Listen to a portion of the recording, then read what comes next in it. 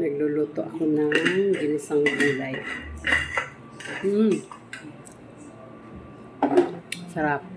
Walang asukal, walang gatas. Kasi pag may gatas,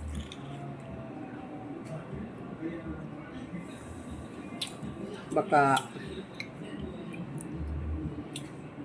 sakata naman tayo ng sikmura. Ngayon mo na asukal. Sarap, no?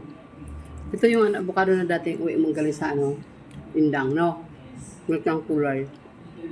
Maroon. Sarap.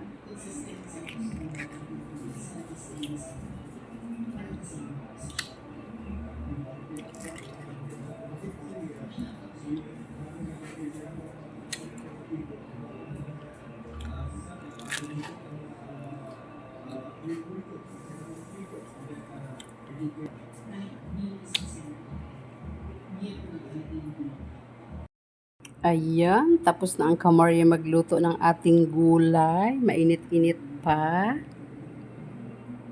Yung isda naman ang lulutuin ko, iihaw ko siya mga Kamarya. Yung tamban, masarap yun, yung tamban.